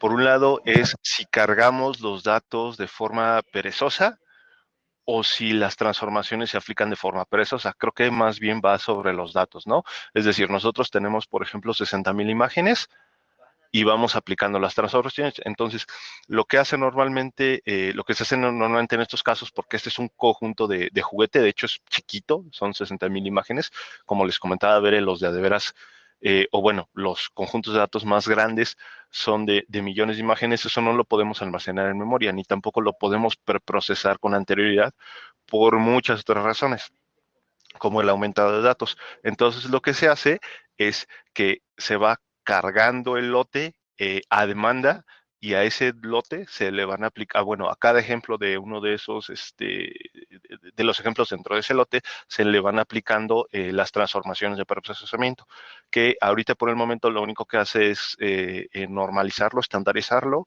y convertirlo a tensor, pero hay muchas otras transformaciones. Por ejemplo, en imágenes es común querer agarrar, recortarlo, rotarlo, querer alterar, meterle ruido, cosas por el estilo. No sé si quedó clara la duda. Perfecto, entonces adelante. Ok, muchas gracias. Muchas gracias por las preguntas. Y vamos a continuar. Si tienen otra pregunta, ahí la escriben en el chat y ahí me avisas, Mario, ¿no? Por favor. Ahora ok, y vamos en el forward. Entonces aquí lo que hacemos es el aplanado de nuestra imagen y lo que hacemos es, ahora sí, en este módulo sequential describimos cómo iba a ver la arquitectura de nuestra red neuronal y lo guardamos en esta variable. Entonces, únicamente lo que hacemos es llamamos a la variable y le pasamos nuestra entrada, que sería en este caso nuestro conjunto de datos. Ahora bien, si ven hasta aquí, tenemos hasta este punto. Aquí no agregamos la función de activación softmax. Esto porque, bueno, si agregamos aquí la función de activación softmax, tenemos algunos problemas. El más notorio es que produce inestabilidad numérica. Entonces, lo que vamos a hacer es que, bueno, la ventaja es que la función de pérdida de la entropía cruzada categórica, que es la que vamos a utilizar, ya tiene implementada por dentro la función softmax. Entonces, eso nos ayuda a evitar la inestabilidad numérica. Entonces, la vamos a utilizar de esa forma. Aquí lo que hacemos es la impresión de nuestra arquitectura, únicamente instanciamos nuestro modelo y la imprimimos y vimos que sí está construida como nosotros queríamos, ¿no? Que era, primero vamos a crear una capa completamente conectada, cuya entrada va a ser de 784 neuronas, que sería la multiplicación de nuestra imagen, del aplanado, el vector que va a entrar el vector de nuestra imagen que representa la imagen aplanada, y después vamos a tener 128 neuronas de salida. Vamos a pasarla después por una sigmoide y finalmente vamos a pasarla por otra capa completamente conectada. Ahora lo que vamos a hacer, como les decía, una buena práctica es ir probando cada paso, cada trocito de código que nosotros vayamos construyendo. Lo que vamos a hacer en este punto es probar nuestra arquitectura. Primero vamos a crear un tensor que tenga la forma de una de nuestras imágenes de entrenamiento y lo que vamos a hacer es darle la forma de un batch. Entonces vamos a tener un batch con un ejemplo donde tenemos una matriz de 1 por 28 por 28, donde toda está llena de ceros. Únicamente es para probar que nuestro modelo está ensamblado correctamente. Entonces, eso se lo pasamos a nuestro modelo, tenemos nuestra predicción y lo que hacemos es únicamente imprimir las dimensiones de nuestra predicción, que sería esto, ¿no? Que sería 1 y tiene 10. Ahora bien, vamos al entrenamiento de nuestro modelo. Para esto vamos a repasar de nuevo el diagramita que veíamos en la presentación. Tenemos nuestras imágenes de entrada. Lo que vamos a hacer es pasársela a nuestro modelo. Nuestro modelo nos va a producir una salida. Esta salida va a ser comparada a través de la función de pérdida con la etiqueta verdadera. La función de pérdida nos va a producir un valor escalar que nos va a decir qué tan bien o qué tan mal vamos en nuestras predicciones. Se lo vamos a pasar al optimizador y nos va a proponer, y lo que nos va a hacer es optimizar los parámetros de nuestro modelo. Ahora bien, ¿cómo se ve esto en código? Pues bueno, se ve de la siguiente forma. Primero lo que hacemos es instanciamos nuestro modelo, elegimos un optimizador. PyTorch tiene implementados muchos optimizadores. El que vamos a utilizar aquí es el descenso por el gradiente. Le pasamos los parámetros del modelo y la tasa de aprendizaje. Esta tasa de aprendizaje es un hiperparámetro que el diseñador elige. Y bueno, existen valores que digamos que se han encontrado a través de experimentación que funcionan bastante bien. Sin embargo, este valor sí es algo que tienen que ajustar de acuerdo a su problema. Tenemos una lista que nos va a guardar el historial de nuestra pérdida y ahora lo que vamos a hacer es entrenar nuestro modelo 20 épocas. Como les comentaba, una época es cada vez que nuestro modelo ve todo nuestro conjunto de datos. Entonces, nuestro modelo va a ver 20 veces completamente los 60,000 ejemplos. Entonces, esto es lo que hace nuestro primer for. Va por las 20 épocas. El for interno lo que hace es corre a través de nuestros lotes de entrenamiento. Lo primero que hacemos es vaciamos los gradientes de nuestra gráfica, hacemos inferencia con nuestro modelo, es decir, llamamos a nuestro modelo, le pasamos los datos y nos hace unas predicciones, nos obtiene los logits. A los valores que salen de nuestra red neuronal antes de la función de activación se le conoce como logits. Entonces, tenemos los logits. A la función de pérdida, bueno, en el chat preguntan por qué 20 épocas. Bueno, ese es un hiperparámetro que tú tienes que adecuar a tu problema. Ahorita vamos a ver, ese sería un buen ejemplo. Ahorita vemos qué pasa si yo le pongo menor número de épocas. O sea, lo que quiero hacer es que durante el entrenamiento vayamos obteniendo los parámetros que minimicen la función de pérdida. Entonces, digamos que el número de épocas está determinado también por el paso de actualización que des, la tasa de aprendizaje. Entonces, pues sí, no sé si, ¿sí? Okay, va. Entonces, bueno, hacemos el cálculo de la pérdida, le pasamos los logits y la salida verdadera, y después hacemos retropropagación. Y hacemos un paso de actualización, que sería este. Bueno, eso va a ser para... Entonces, este for lo que controla es que nuestro modelo realmente lea todos los lotes de entrenamiento para formar una época. Para cada una de nuestras épocas, lo que vamos a hacer es ir evaluando cómo se va comportando en nuestro conjunto de prueba. Como les comentaba, en este caso no tenemos nuestra partición de los 3 conjuntos, es un ejemplo de juguete, entonces no es tan relevante, pero lo usual es que si ustedes quieren producir un modelo que sea confiable y demás, tendrían que hacer su esquema desde las 3 particiones que platicábamos en la presentación. Entonces, aquí lo que yo voy a hacer es hacer un ciclo para que lea mis datos de prueba.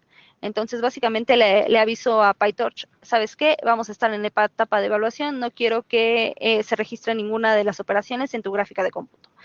Vamos a guardar tanto la pérdida como el accuracy. El accuracy es una métrica de qué también se va comportando nuestro modelo. Nosotros no podemos comparar modelos con la función de pérdida porque la función de pérdida, o sea, imagínenos que yo construyo un clasificador y alguien más viene a construir otro clasificador y me dice, mi clasificador es mejor porque mi pérdida es menor. Bueno, realmente no puedes comparar un clasificador con otro a través de la función de pérdida o a través del valor de la pérdida porque la pérdida está en escalas diferentes. Entonces, lo que yo puedo hacer es compararlo a través de una métrica. Si tú me dices que tu clasificador tiene para el mismo problema, obviamente, tiene el 80% de exactitud y el mío tiene el 70%, entonces sí, tu clasificador es mejor. Básicamente, lo que es la exactitud es el número de predicciones que tú hiciste bien entre el total de predicciones. Entonces, bueno, lo que vamos a hacer es tomar 10 batch de nuestro conjunto de prueba y lo que vamos a hacer es hacer inferencia. Es decir, le pasamos al modelo nuestros datos, sacamos nuestros logits, se la pasamos a la función softmax y en este caso sí queremos obtener las etiquetas. Las etiquetas de nuestra predicción, es decir, si mi 2 sí es un 2, no quiero las probabilidades, sino las etiquetas para poder calcular la exactitud. Entonces, por eso hago este paso. Al final lo que hago es únicamente imprimir la pérdida y la exactitud a través del entrenamiento. Y esto es lo que se ve aquí. Entonces, para la época número 0, tenemos una pérdida de esto con una exactitud del 40%. A medida que nosotros vamos entrenando más nuestro modelo, la pérdida va decayendo y la exactitud va subiendo. Entonces, quiere decir que nuestro modelo, pues, está aprendiendo. Entonces, aquí era lo que me preguntaba Hugo, que básicamente, ¿por qué le puse 20 épocas? Bueno, es algo que yo decidí. Si le hubiera dejado 10 épocas, nuestro modelo tendría una exactitud del 77.73. Ahora, como les comentaba, lo que hicimos fue guardar nuestro historial de la pérdida para poder graficarla y podemos ver que nuestra función de pérdida va decayendo. Entonces, sí, nuestro algoritmo va aprendiendo.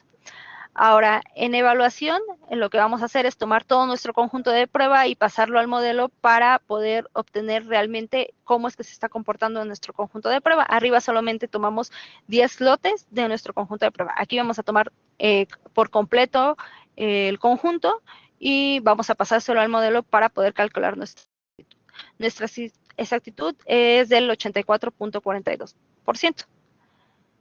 Y después lo único que hacemos es pasarle a nuestro modelo un conjunto de imágenes para ver realmente las predicciones. Entonces, el 7 vemos que lo está haciendo bien, el 1 también, el 0 también, pero en el 2 al parecer tiene problemas, porque la etiqueta verdadera es un 2, pero la predicción me dice que un 1. Al igual que en este 2, miren, la etiqueta verdadera dice que es un 2, pero la predicción dice que un 1. Entonces, al parecer, el modelo está teniendo bastantes problemas con el 2. Y esto, pues, a mí también se me hace raro que un 2 sea así, pero bueno. ¿Hasta aquí tenemos alguna duda? No. Ok, perfecto. Entonces vamos a continuar. Me voy a ir un poco más rápido porque ya es 1 hora y necesitamos pasar a la segunda parte del curso. Entonces, permítanme, dejen regreso a las diapositivas.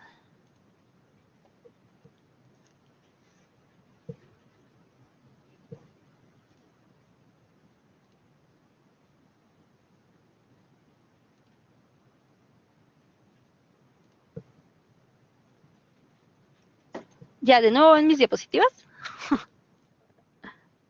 Ya. Ya están. Ok, perfecto. Ahora lo que vamos a hacer es hablar de redes neuronales convolucionales. Como les decía, digamos que la manera más adecuada de hacer clasificación de imágenes no es con un perceptrón multicapa, por eso que les decía. O sea, básicamente lo que hicimos es nuestra imagen de esta matriz que teníamos, la agarramos y la convertimos en un vector.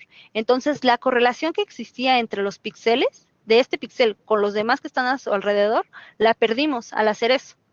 Entonces ahí lo que se pierde es bastante información, no es la manera más adecuada de hacerlo. Para eso existen las redes neuronales convolucionales. Como les comentaba, en el éxito del aprendizaje profundo ha sido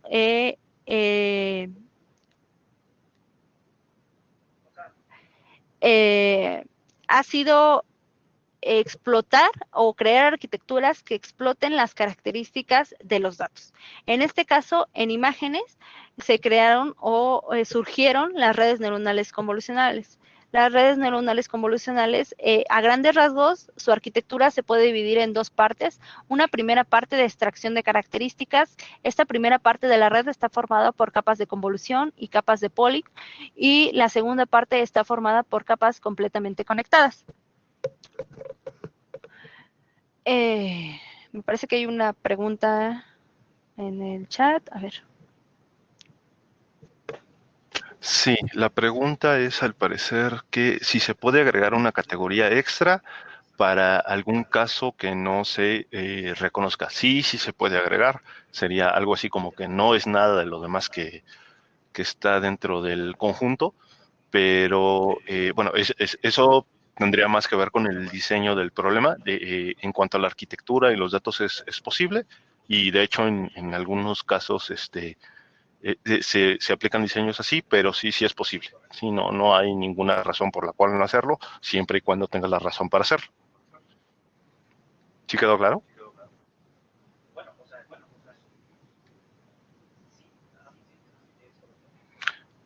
Ok, Emiliano.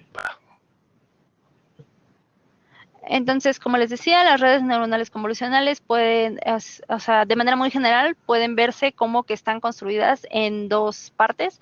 Una primera parte de extracción de características que está formada por capas de convolución y capas de pooling, y una segunda parte que está formada por capas completamente conectadas. En la capa de extracción de características, como su nombre lo dice, nos vamos a enfocar en extraer características de nuestra imagen. Únicamente, una vez que ya extraímos características de la imagen, lo que vamos a hacer con las capas de clasificación es clasificar estas características. Las capas de clasificación son capas completamente conectadas, como la que acabamos de ver en el código, y las capas de convolución es algo nuevo, que es lo que vamos a platicar ahorita. Bueno, básicamente una imagen, como les platicaba, puede estar representada más bien por una matriz de píxeles. En este caso tenemos en este cuadrito representado una imagen de MNIST, que era el conjunto de datos del que estábamos hablando. Entonces tiene 28 por 28 píxeles y solo tiene un canal de profundidad, es decir, está en escala de grises. Lo que haremos con una capa de convolución es extraer más representaciones de esta imagen, en este caso 6 representaciones. ¿Cómo obtengo este número de representaciones? Bueno, a través de filtros. ¿Qué es un filtro? Es un conjunto de pesos. Entonces, tantos filtros tenga, va a salir mi salida en la capa de convolución. En este caso tengo 6 filtros, tengo 6 representaciones o 6 vistas de esta imagen a la salida de la capa de convolución. Después lo que tengo es una capa de pooling. Las capas de pooling lo que me hacen es reducir la dimensionalidad en 2D de estos mapas de respuesta. A esto usualmente se le conoce como mapas de respuesta. Y normalmente las arquitecturas convolucionales están construidas de esta forma. Pongo una capa de convolución, una capa de pooling, una capa de convolución, una capa de pooling y así sucesivamente. Desde luego que en su versión sencilla, actualmente hay arquitecturas que son muy complejas y muy sofisticadas. Pero digamos que una versión sencilla de una red convolucional es pongo capa de convolución, pongo capa de pooling y así sucesivamente. ¿Cuántos filtros pongo? Pues bueno, eso ya es diseño ya es una decisión del diseñador. Lo que sí les puedo decir es que las capas de convolución se enfocan en hacer más profunda nuestra imagen, es decir, tener muchas representaciones de nuestra imagen, es decir, se ponen muchos filtros en la capa de convolución y el objetivo de la capa de pooling es reducirlos para no tener tanta información.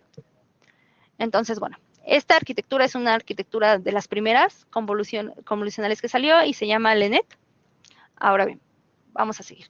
¿Qué es una capa de convolución o cómo se realiza la operación de convolución? Como les decía, lo que yo estoy buscando en una capa de convolución es obtener representaciones de una imagen, obtener distintas representaciones de una imagen. Cada filtro me va a dar una representación distinta. Un filtro no es más que un conjunto de pesos. Por ejemplo, aquí tengo un filtro, es un conjunto de valores y lo que voy a hacer es hacer la operación de convolución con mi imagen de entrada. Esta digamos que es la imagen de un dígito. Imaginemos que ya no mide 28 por 28, sino que es una imagen pequeñitita y que mide 5 por 5. Entonces lo que yo quiero hacer es convolución. ¿Qué es lo que hago? Lo que voy a hacer es ir ventaneando mi filtro a través de toda mi imagen. Entonces ven, primero está aquí, después pasa, después la desplazo una posición y la sigo desplazando así para tener aquí. Cada que yo ponga mi imagen en una posición, lo que voy a hacer es el producto punto entrada. Y después voy a sumarlo. Es decir, primero voy a multiplicar el 0 por el 3, el 1 por el 3 y voy a ir guardando esos valores. Al último lo que voy a hacer es sumarlos y eso es lo que me produce este 12. Después lo que hago es muevo mi filtro de convolución a la siguiente posición y hago lo mismo. Multiplico entrada esto por la posición en la imagen y sumo todos esos valores y me regresa el 12. Así sucesivamente para esto. Entonces, la salida de una capa de convolución sería nuestro mapa de respuestas. Entonces, básicamente, esto de aquí sería uno de estos de aquí.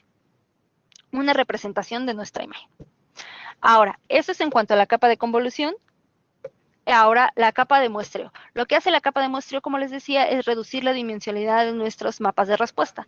Entonces, básicamente lo que tengo es, elijo una sección, en este caso elijo una sección de 3x3, y lo que voy a hacer es tomar el valor máximo. Hay diferentes criterios. La capa de muestreo máximo lo que hace es elegir el valor máximo de esta sección. En este caso sería el 3, en este caso sería el 3, y así sucesivamente. Voy ventaneando mi filtro. Eso es la capa de muestreo. Ahora, dentro de las redes neuronales que existen actualmente, una de las funciones de activación más utilizadas es la función ReLU, que lo que hace únicamente es obtiene los valores máximos de nuestros mapas, ¿no? Entonces, pues sí, obtiene el valor máximo. Bueno, de esto ya les había platicado. Y tiempo de irnos de nuevo al código para hacer una red convolucional con MNIS. Entonces vamos a repetir el ejercicio anterior, pero en este caso con una arquitectura de una red convolucional que es más apropiado porque en este caso la imagen no la vamos a tener que aplanar. La imagen va a entrar tal y como es naturalmente, que es una estructura bidimensional. Entonces vamos a ir al código.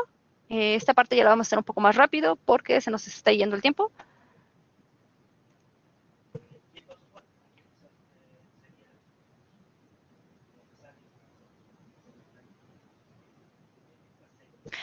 Pregunta aquí Luis, que si la estructura de los filtros para la convolución se define a priori y es estática o se va a ir actualizando conforme avanza el proceso de optimización.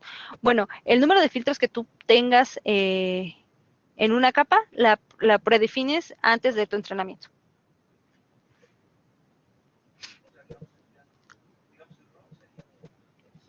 Sí quedó claro. O sea, la arquitectura la defines y una vez que ya tengas definida los números de filtros que quieres por capa, ahora sí entrenas tu modelo.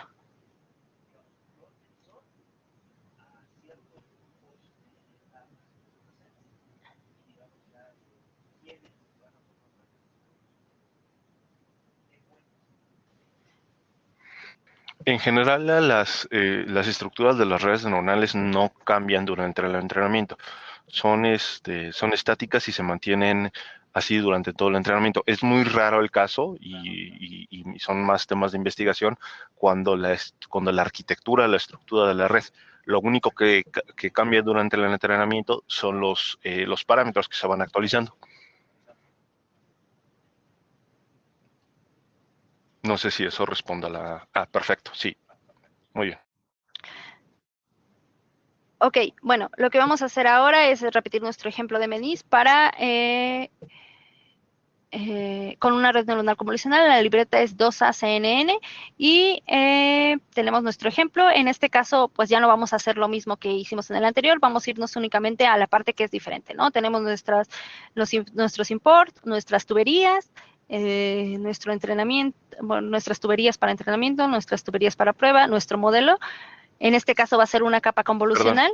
Sí, todos los demás sí ven en la pantalla. No, no se ven. Vemos la pantalla gris. No, se ve como en gris o en blanco.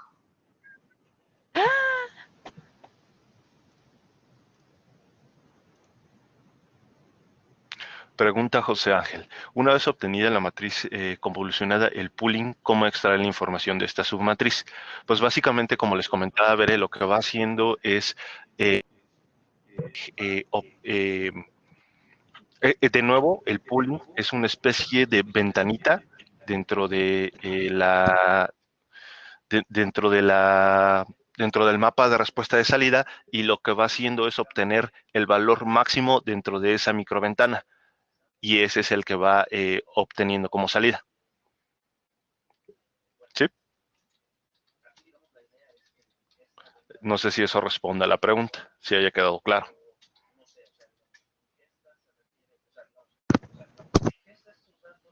Sí, me parece que sí nos vamos a poder extender aún más.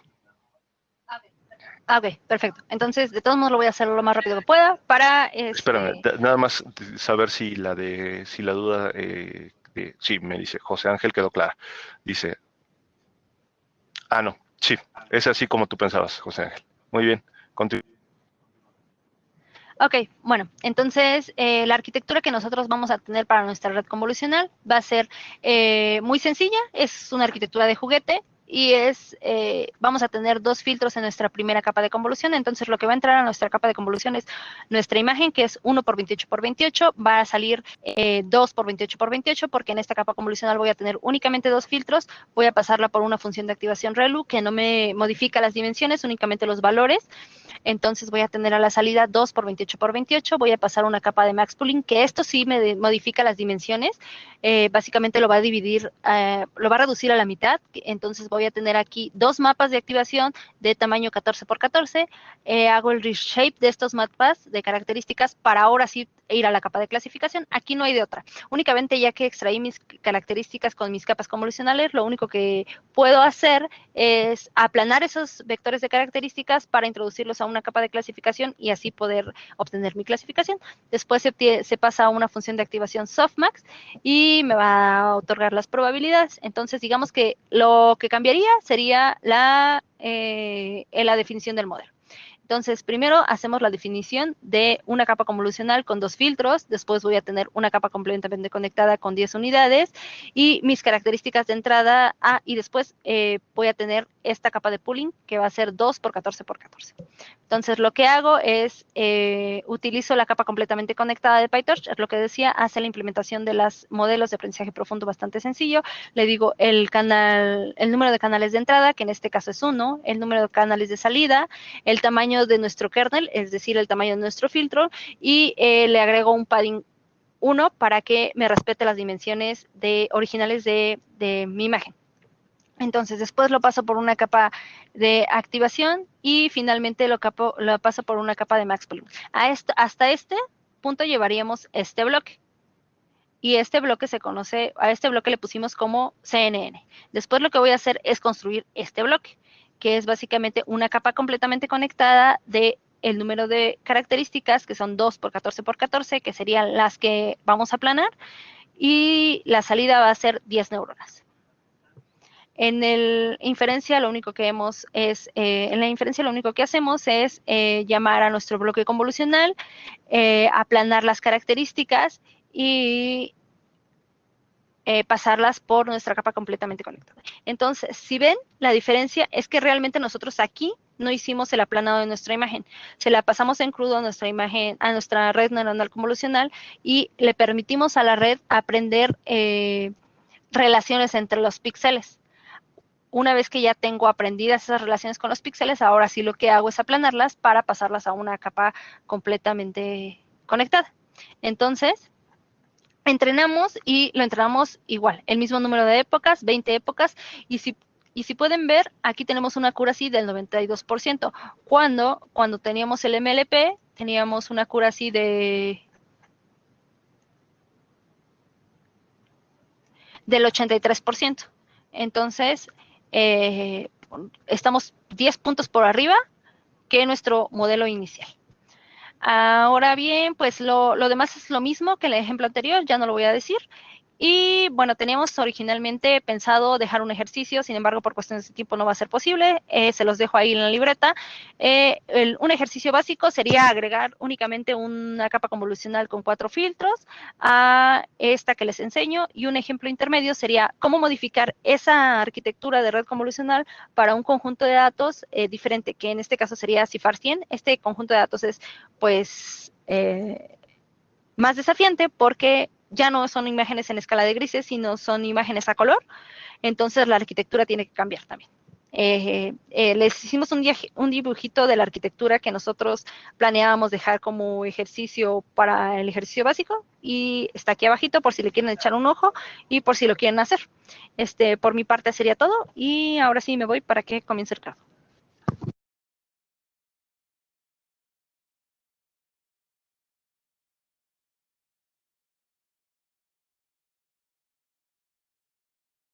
¿Ver mi pantalla? Bien. Perfecto. ¿Alguna duda con lo que presentó Bere? Disculpen que al final tuvo que ir muy rápido, pero si no, ya no alcanzamos a cubrir la parte de autosupervisado. De hecho, me voy a ir también bastante rápido, pero voy a tratar de cubrir las partes más importantes. Pero si hay alguna duda respecto al anterior, podríamos revisarlo. Julio César, sí, mira, los materiales del curso están en el repositorio. Voy a pegar justo la diapositiva. Muchas gracias, Mario, ya también lo hizo. Ahí en ese repositorio pueden encontrar los materiales de este taller. Ahorita vamos a estar usando la segunda diapositiva, que es la de autosupervisión. Todos asegúrense de que la pueden ver, si no aquí está proyectada. Y bueno, si no hay alguna otra duda, comenzamos. Ok, vamos a comenzar. Entonces, como les comentábamos, este taller vamos a tocar un poco del aprendizaje autosupervisado.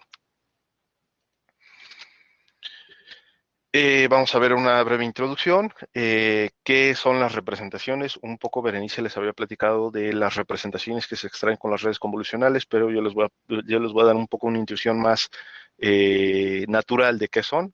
Les voy a platicar un poco de tareas pretexto en aprendizaje autosupervisado. Un ejemplo de esto lo vamos a ver muy rápido. Y les voy a platicar un poco del estado del arte en cuanto a autosupervisión. Como les comentaba, Veré, el aprendizaje supervisado se puede categorizar de diferentes formas. Esta es una, hablando un poco de la pasividad o de la actividad de la gente y si se cuenta con instrucción o no se cuenta con instrucción durante el aprendizaje.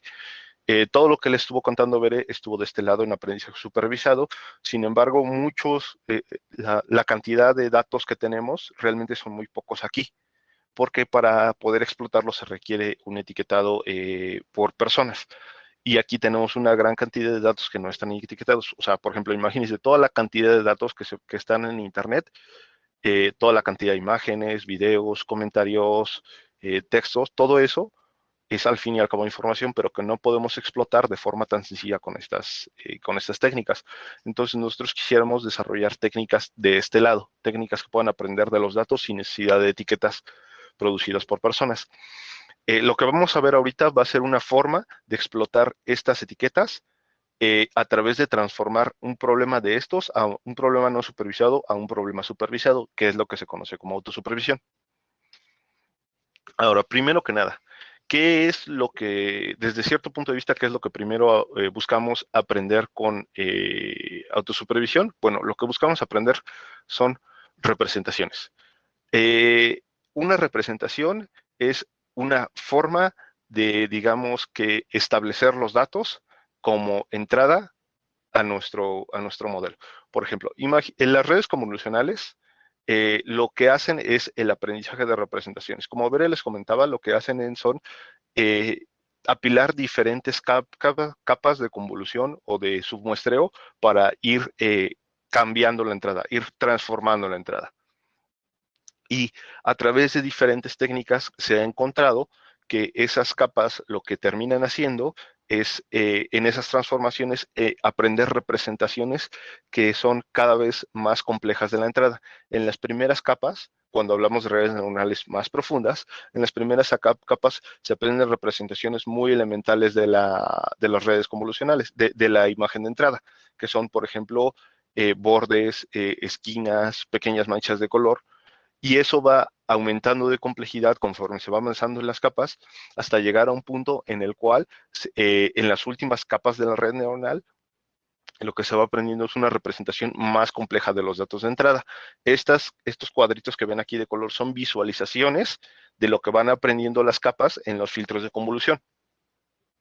Entonces, como ven, al inicio son muy elementales y cuando vamos avanzando son más complicadas. Lo que hacen bien las redes convolucionales es justo aprender este tipo de representaciones. Si nosotros podemos encontrar un método que sea no supervisado para aprender estas representaciones, ya vamos de gane, que eso es lo que busca la autosupervisión, buscar aprender esto de forma, en datos que no tienen etiquetas de forma natural.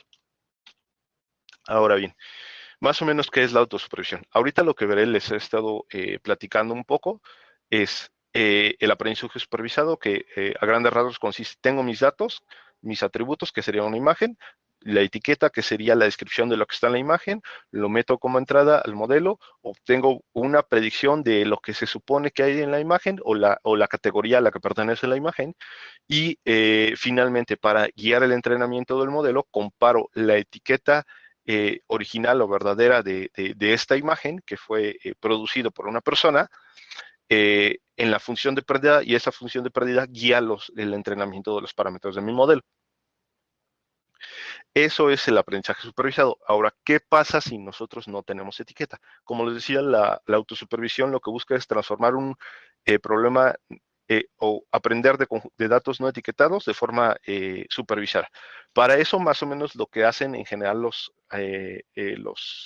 algoritmos de autosupervisión es tomar nuestros datos de entrada, que en este caso, imagínense que esta es una imagen, y lo que hacemos es retener una parte de la información de la imagen. Ahorita vamos a ver ejemplos porque esto suena a lo mejor un poco abstracto, pero retenemos una parte de la información y la parte que no retenemos la usamos como entrada para nuestro modelo, como si fueran los atributos. Me preguntan por aquí, José Ángel, que si es similar a hacer clustering y clasificación a la vez.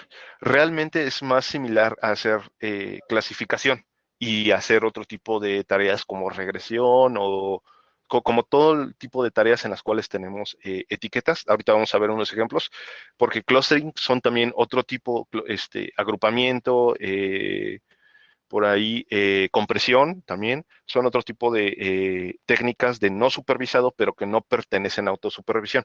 Autosupervisión es más bien cómo utilizo clasificación, regresión para aprender datos en datos no etiquetados. Ahorita vemos un ejemplo, no se preocupen.